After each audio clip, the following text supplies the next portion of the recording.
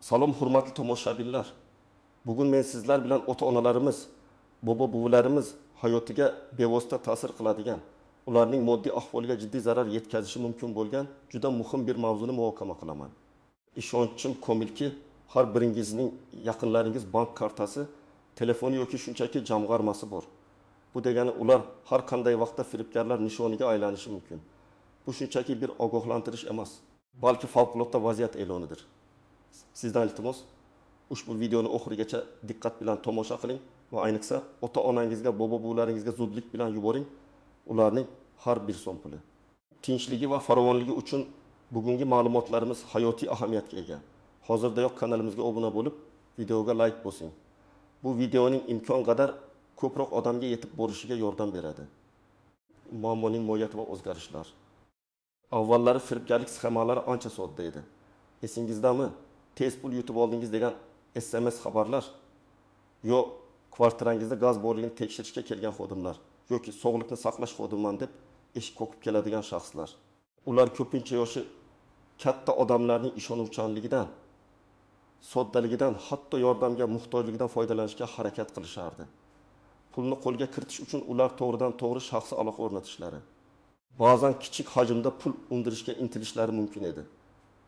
Bunday firibgarliklar ko'pincha eshik oldida, telefon orqali bevosita suhbatda yoki oddiy xat xabar yordamida amalga oshirilardi. Ammo bugun vaziyat tubdan o'zgargan.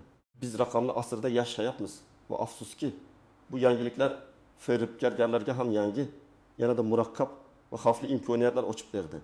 Endi ular shunchaki eshik oldingizga kelmaydi. Ular sizning telefoningizga, kompyuteringizga, hatto yaqinlaringizning ovozini taqlid qilib, sizning shaxsiy ma'lumotlaringizni va mablag'ingizni o'g'irlashga harakat qilishadi. Zamonaviy firibgarlar texnologik yutuqlardan, masalan, sun'iy intellekt, soxta veb-saytlar, phishing, ijtimoiy muhandislik kabi usullardan foydalanib, o'z qurbonlarini tuzoqqa ilintirishmoqda. Ular faqatgina bir necha daqiqada odamlarning butun umrlik jamg'armalarini yo'qotishlari mumkin bo'lgan juda tezkor va o'ta professional sxemalarni yaratdilar. Endi nafaqat bevosita aloqada, balki virtual olamda ham hushyor bo'lish talab etiladi. Qariyalarning raqamli savodxonlik darajasi pastligi, ularning soddaligi va ishonuvchanligi firibgarlar uchun oltin koni bo'lib xizmat qilmoqda. Shuning uchun bu ma'lumotlarni o'zingiz uchun emas, balki ularni himoya qilish uchun qabul qiling. Asosiy qism bitki. Batafsil tahlil nimalarni bilish kerak? Kimlar xavotirlanishi kerak va kimlar xavotirlanmasligi kerak? Hozirgi kunda eng ko'p tarqalgan firibgarlik turlari va ulardan qanday himoyalanish mumkinligini bilish juda muhim. Bu yerda bir nechta eng keng tarqalgan sxemalarni ko'rib chiqamiz. Bank xodimi firibgarligi, telefon fishingi bu eng keng tarqalgan va samarali firibgarlik usullaridan biridir. Sxema quyidagicha: sizning ota-onangiz yoki bobo-buvingizga notanish raqamdan qo'ng'iroq keladi. Qo'ng'iroq qiluvchi o'zini bankning xavfsizlik bo'limi xodimi yoki yuqori lavozimli menejeri deb tanishtiradi. Qanday aniqlash mumkin? Sizning kartangizdan shubhali operatsiya aniqlandi yoki sizning hisobingiz buzilganligi aniqlandi. Uni zudlik bilan himoyalash kerak kabi gaplarni aytadi. Ular ba'zan hatto sizning ismingizni, familiyangizni va bank kartangizning dastlabki raqamlarini ham bilishadi. Bu ularning ishonchli ko'rinishiga xizmat qiladi. Sizdan kartaning to'liq raqami, amal qilish muddati, orqa tarafidagi 3 xonali CV kodi, tug'ilgan sanangiz yoki eng muhimi, telefoningizga kelgan bir martalik kod OTP ni aytishni so'raydilar. Ular buni hisobni bloklash, operatsiyani bekor qilish yoki yangi xavfsizlik tizimiga o'tkazish bahonasi bilan talab qilishadi. Ba'zan ular sizdan maxsus ilova yuklab olishni yoki noma'lum saytga kirib ma'lumotlaringizni kiritishni so'rashlari mumkin. Bu ilovalar odatda masofaviy boshqaruv dasturlari bo'lib, ular orqali firibgarlar sizning telefoningizga to'liq kirish imkoniyatini qo'lga kiritadilar. Haqiqiy misol, 7 yoshli Oysha bu bankdan qo'ng'iroq bo'lganda, o'zini jamoat transportida ko'p sayohat qiladigan transportida bank xodimi deb tanishtirgan odam, Oysha buning kartasidan 20 ming so'm miqdorida shubhali xarid amalga oshirilganini aytgan. Oysha buni qo'rqitish uchun, agar zudlik bilan kartadagi ma'lumotlarni tasdiqlamasa, uning barcha pullari yo'qolishini ta'kidlagan. Qo'rqib ketgan Oysha bu xodimning talabiga binoan telefoniga kelgan barcha SMS xabarlaridagi kodlarni aytib bergan. Bir necha daqiqadan so'ng uning hisobidagi 25 ming so'm pensiya va jamg'arma pullari o'g'irlangan. Bank keyinchalik bu pulni qaytarib bera olmagan, chunki Oysha buvi o'zi kodlarni ixtiyoriy ravishda bergan. 2.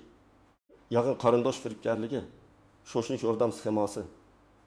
Bu firibgarlik turi ayniqsa qariyalarning his tuyg'ularidan foydalanadi. Qanday aniqlash mumkin? Firibgar o'zini sizning farzandingiz, nabirangiz, jiyaningiz yoki boshqa yaqin qarindoshingiz deb tanishtiradi. Odatda xabar orqali Telegram, WhatsApp yoki oddiy SMS murojaat qiladi. Men hozir qiyin vaziyatdaman. Tez pul kerak, lekin telefon qila olmayman. Raqamim o'zgarib ketdi kabi bahonalar aytadi. Vaziyatni favqulodda, shoshilinch va maxfiy deb ta'riflaydi. Yo'l transport hodisasiga uchradim. Jabrlanuvchiga to'g'on puli to'lashim kerak. Aqs holda qamoqqa olinaman yoki kasalxonadaman. Operatsiyaga pul kerak yoxud notanish odam bilan janjallashib qoldim. Jarima to'lashim kerak. Pulni tezda 3-shaxsning hisobiga o'tkazishni so'raydi. Masalan, do'stimning kartasiga tashlab yuboring, u hozir yonimda. Haqiqiy misol 75 yoshli Murod boboga Telegram orqali nabirasi nomidan xabar kelgan. Xabarda nabirasi yo'l transport hodisasiga uchragani, hozir militsiya bo'limida ekanligi va tezda 10 million so'm pul kerakligi yozilgan. Qo'ng'iroq qilishga urinishga javoban nabira ovozli xabar yuborib, o'zi qo'ng'iroq qila olmasligini, telefoni singanini va militsiya xodimlari nazoratida ekanligini aytgan. Ovoz nabiranikiga juda o'xshash bo'lgan, ehtimol sun'iy intellekt yoki oldindan yozilgan ovozdan foydalanilgan. Murod bobo xavotirga tushib, darhol ko'rsatilgan karta raqamiga pul o'tkazgan. Keyinchalik ma'lum bo'lishicha, uning nabirasi uyda sog'-salomat bo'lgan va bunday xabar yubormagan. Murod bobo faqat nabirasiga qo'ng'iroq qilib, vaziyatni tasdiqlaganida firibgarlik qurboni bo'lganini anglagan. Investitsiya firibgarligi bu turdagi firibgarlik odamlarning oson pul topish istagidan foydalanadi. Qanday aniqlash mumkin? Ular ijtimoiy tarmoqlarda, veb saytlarda yoki to'g'ri telefon orqali yuqori daromadli, tez va xavfsiz investitsiya imkoniyatlarini taklif qilishadi. O'yiga o'timiy qiymatli daromad yoki davlat tomonidan kafolatlangan yuqori foizli depozitlar kabi jozibador e'lonlar berishadi. Sizni soxta veb saytlarga yoki maxsus investitsiya platformalariga ro'yxatdan o'tishga undaydi. Bu platformalar professional ko'rinishga ega bo'lishi mumkin, ammo aslida ular shunchaki virtual illyuziyadir. Dastlabki kichik sarmoyalardan so'ng ular sizga daromad ko'rsatib, ishonchingizni qozonishadi va keyin kattaroq summalarni jalb qilishga harakat qilishadi. Shaxsiy maslahatchi tayinlashadi. U sizni muntazam ravishda qo'ng'iroq qilib, qo'shimcha mablag' kiritishga yoki muhim imkoniyatni qo'ldan boy bermaslikka undaydi. Haqiqiy misol. Feruza opaga ijtimoiy tarmoq orqali davlat tomonidan qo'llab-quvvatlanadigan yangi investitsiya loyihasi haqida reklama ko'rsatilgan. U bir havolani bosib, soxta platformaga kirgan. U yerda unga shaxsiy menejer tayinlangan. U Feruza opani har hafta 10 bardan daromad olishiga ishontirgan. Feruza opa dastlab 1 million so'm kiritgan va bir haftadan so'ng hisobida 1 million so'm daromad paydo bo'lganini ko'rgan. U darhol bu pullarni yechib olishga muvaffaq bo'lgan. Bu uning ishonchini oshirgan. Shundan so'ng u barcha jamg'armalari jami 40 million so'mni ushbu loyihaga kiritgan. Menejer uni doimiy ravishda yangi investitsiya paketlari sotib olishga undagan. Bir necha oydan so'ng u pullarni yechib olishga harakat qilganida platforma to'satdan ishlamay qolgan. Menejer esa qo'ng'iroqlarga javob bermay qo'ygan. Uning barcha pullari shunchaki qo'yib bo'lgan. 4. Ijtimoiy yordam yoki kompensatsiya firibgarligi bu turdagi firibgarlik hukumat dasturlari yoki ijtimoiy to'lovlardan foydalangan holda amalga oshiriladi. Qanday aniqlash mumkin? Sizga hukumat nomidan yoki biror ijtimoiy fond nomidan SMS xabar, elektron pochta yoki qo'ng'iroq keladi.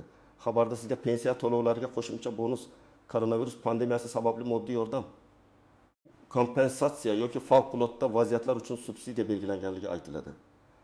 Bu yordamni olish uchun sizdan qandaydir ro'yxatdan o'tish, anketani to'ldirish yoki kichik komissiya to'lovini amalga oshirish so'raladi. Odatda bu uchun sizga soxta veb sayt havolasi yuboriladi. U haqiqiy davlat saytiga juda o'xshash bo'lishi mumkin. Bu saytda sizdan shaxsiy ma'lumotlaringiz, jumladan pasport ma'lumotlari, bank karta raqamlari va bir martalik kodlar kiritishingizni so'raydi. Firibgarlar ko'pincha juda murakkab, jiddiy ko'rinadigan tildan foydalanishadi va rasmiy terminologiya bilan sizni ishonchga kiritishga harakat qilishadi. Haqiqiy misol. Ahmad boboga Davlat ijtimoiy himoya fondi nomidan SMS kelgan. Xabarda unga energiya resurslari uchun subsidiya belgilanganligi va uni olish uchun havolaga kirib ro'yxatdan o'tish kerakligi aytilgan. Ahmad Bobo havolaga bosganida u davlatning rasmiy saytiga juda o'xshash bir sahifaga yo'naltirilgan. U yerda undan pasport seriyasi va raqami, IN, bank karta raqami va unga bog'liq barcha ma'lumotlarni kiritish talab qilingan. Ahmad Bobo bu ma'lumotlarni kiritganidan so'ng uning hisobidan 500 ming so'm yechib olingan va keyinchalik yana bir qancha operatsiyalar amalga oshirilgan. U bu pullarni hech qanday subsidiya olmasdan yo'qotgan. Kimlar xavotirlanishi kerak? Aslida barcha xavotirlanishi kerak. Chunki firibgarlar tobora aqlli bo'lib bormoqda. Lekin ayniqsa quyidagi guruhlar ko'proq xavf ostida. Yosh ulug' insonlar. Ular ko'pincha texnologiyadan unchalik xabardor bo'lmaydilar. Ishonuvchan bo'ladilar va yolg'izlikdan azob chekishlari mumkin. Bu esa firibgarlar uchun qulay sharoit yaratadi. Ular tezda qo'rqib, xavotirga tushadilar. Bank kartalari va mobil telefonlardan faol foydalanadigan keksa avlod vakillari. Ular nafaqat pensiya olish uchun, balki kommunal to'lovlar, do'konda xaridlar uchun ham kartalardan foydalanishlari sababli ko'proq nishonda bo'ladilar. Yolg'iz yashaydiganlar. Ularga firibgarlarning psixologik bosimi ta'sirchanroq bo'ladi. Chunki ular yaqinlaridan maslahat olish imkoniyatiga ega bo'lmaydilar. Kimlar xavotirlanmasligi kerak?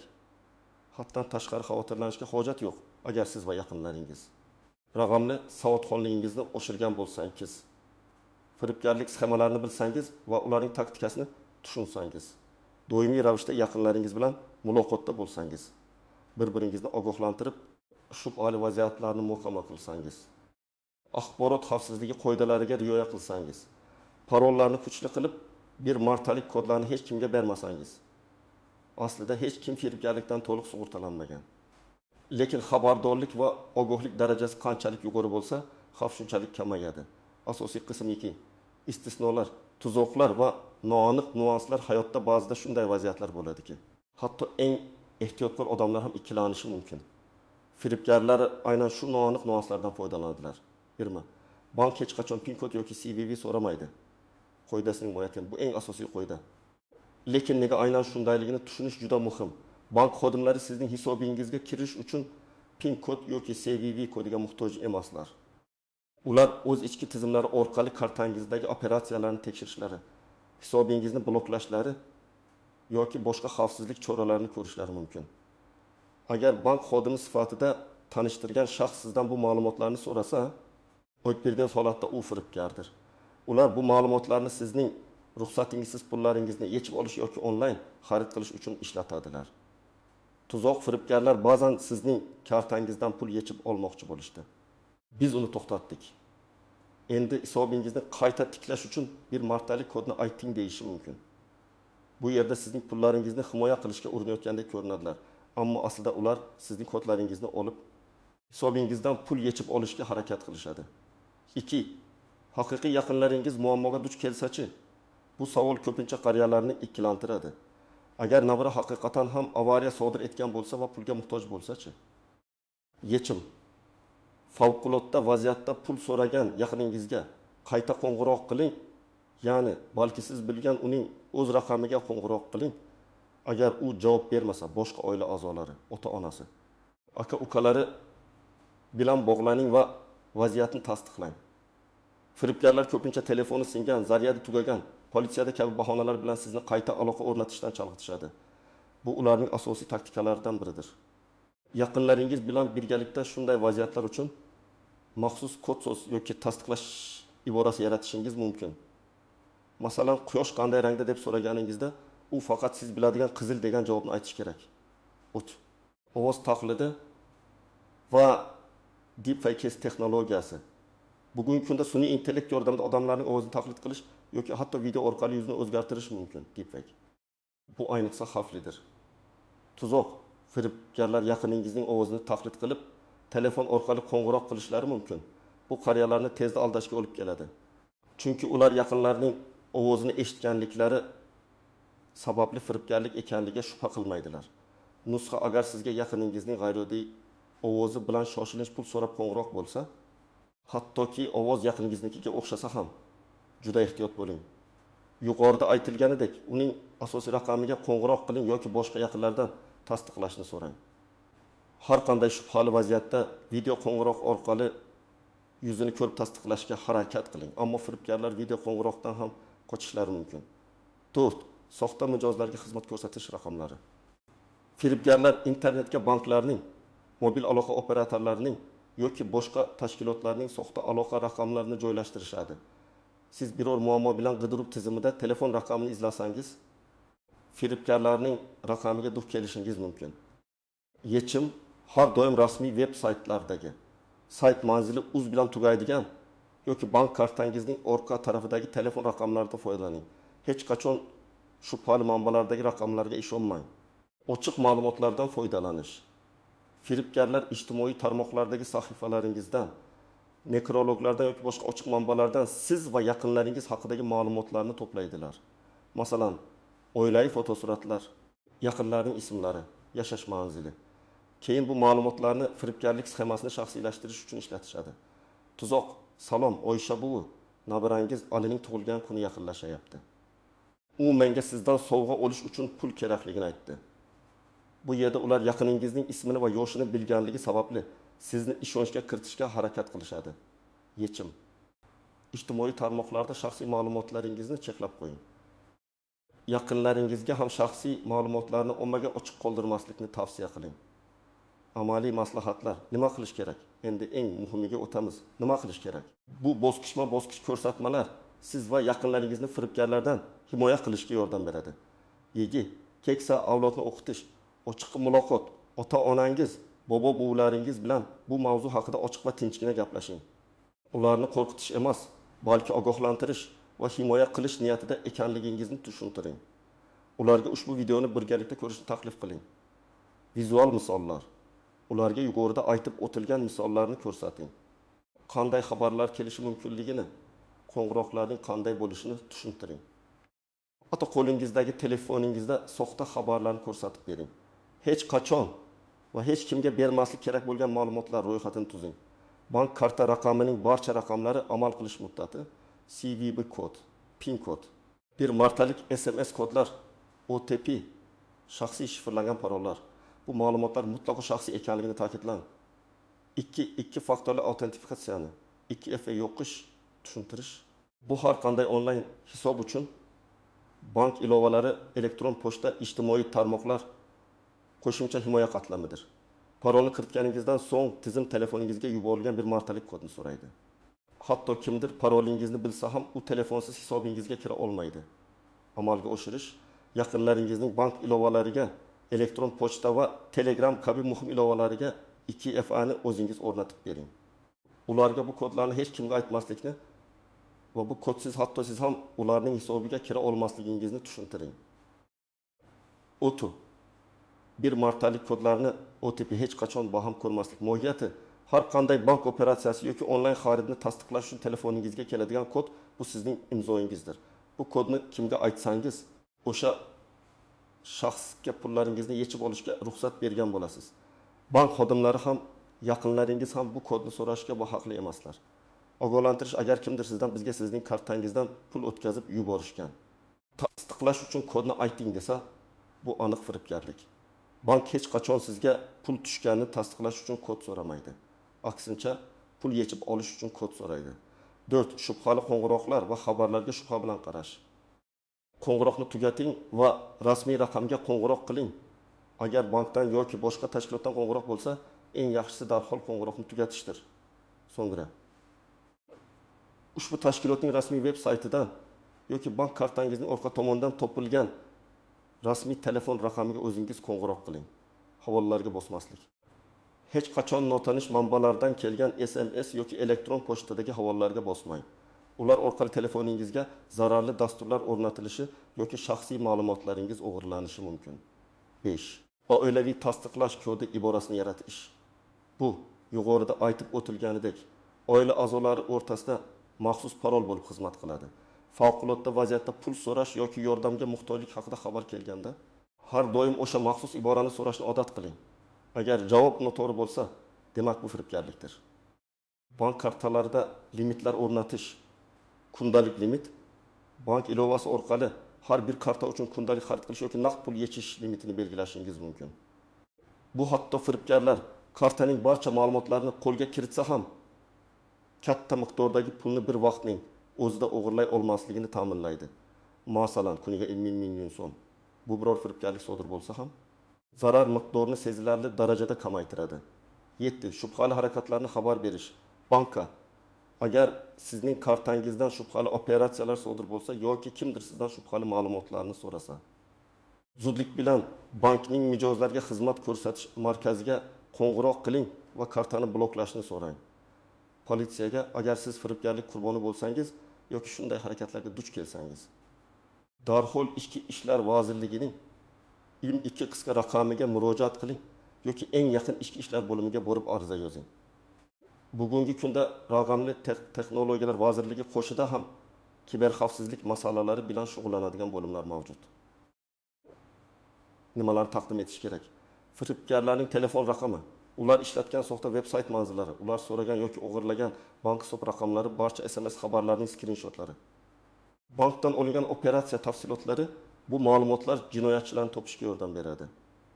Har bir detal muhimdir. Xulosa va yakuniy chorlov, hurmatli do'stlar. Men bugun sizga aytib bergan ma'lumotlar siz va oilangiz uchun o'ta muhimdir. Firibgarlik dunyosi doimo o'zgarib, yangi usullarni yaratmoqda. Ularning asosiy maqsadi bizning ishonchimizni suiiste'mol qilib, moliyaviy barqarorligimizga putur yetkazish.